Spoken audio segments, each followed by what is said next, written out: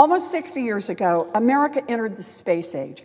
We pushed the bounds of human knowledge to do, see, and create things that fundamentally change the way we live our lives. And the government was right smack at the center of all of it, dedicating resources and manpower to explorations of science, medicine, engineering, and technology. The Defense Advanced Research Projects Agency, or DARPA, was a product of that commitment. And it was there at DARPA that a bunch of government and government-funded researchers created the internet. In the intervening decades, what started in that government agency provided the building blocks for what we experience as the internet today. Creative minds in government, at colleges and universities, in business, and in homes and garages all across the country toyed and tinkered and pushed us into the digital age. Today, internet use is nearly universal. Although internet access remains limited in many rural and low-income areas, students of all ages go online to access educational tools and conduct research for many school assignments. Entrepreneurs and small businesses sell goods and transact business online. Families come together to watch their favorite movies or shows. The internet and broadband services have become an important part of our lives. And government is just as important now as it was back when the internet was created. By enforcing and implementing America's communications laws and rules, the Federal Communications Commission, the FCC, plays a critical role in making sure that the internet remains fair and open. In 2015, the FCC enshrined that commitment in an open internet order, establishing net neutrality rules, strong public interest rules that prevented big companies from deciding how or when we use the internet, rules that have the overwhelming support of the vast majority of Americans, Republican or Democrat. But big internet companies don't want the FCC to work in the public interest. They want the internet to work for them. Long before the FCC passed net neutrality rules, those giants were working to establish control over the open internet.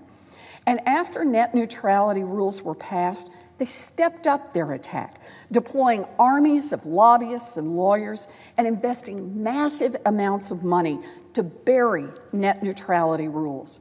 And now they got the champagne chilled and ready to pop open. They have a president and a GOP-controlled Congress that's more interested in stuffing the pockets of the rich and powerful than taking care of the workers, small businesses and entrepreneurs, students, children, the sick, the elderly, and just about everybody else.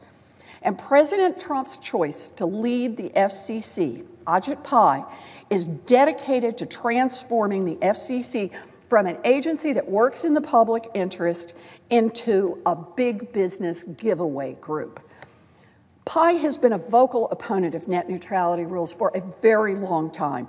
After President Trump won the election, Pai gleefully declared that net neutrality's days were numbered. Pai claims that non-discrimination rules harm giant internet companies by making it more difficult for them to create new and better products. He thinks that if these giants can discriminate against small businesses or individuals, then these giants can pick who gets the fast lane into your television set and who's stuck off on the dirt roads. If these giants can dictate which startups get a foothold and which ones are left on the ground, then the giants will be better off. And of course, he's right. The giants will be better off, but everyone else will be worse off, a lot worse off. Chairman Pai is so committed to these internet giants that he's willing to rewrite the federal rules in order to help them out. And he's even willing to rewrite the rules so that state and local governments won't be allowed to pass any consumer protection laws to protect their own citizen. Chairman Pai's notion of a fair and open internet is one that works for the highest bidder and that just leaves everyone else behind. Tomorrow, the FCC will vote on whether to eliminate the protections that ensure that the internet remains fair and open to all Americans. Protections that the vast majority of Americans support. Pi has barreled full speed ahead despite disturbing reports that potentially hundreds of thousands of comments submitted during the public comment period were fake. And he has ignored the FCC's responsibility to turn over documents of consumer complaints about discriminatory behavior by internet providers. If the FCC eliminates net neutrality protections, giant internet companies will pop open those champagne bottles. They will have the power to block access, to filter content, to charge more.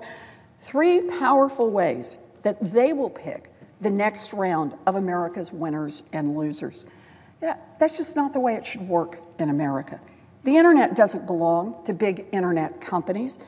It belongs to all of us, and all of us should be part of this fight. Net neutrality matters. For the entrepreneur working round the clock on a shoestring budget to build an invention that can change the world, net neutrality matters. For the small family business that depends on online customers to keep its lights open and its doors open, net neutrality matters. For the blog writer or local journalist who works each day to bring us important news about our communities, our government, and our world, net neutrality matters. For every American who uses the internet for any reason, net neutrality matters. Ingenuity is America's DNA. It is that spirit of curiosity and adventure that has put us at the forefront of the search for what's next. Government works best when it makes sure that everyone has equal access to the resources that make that possible.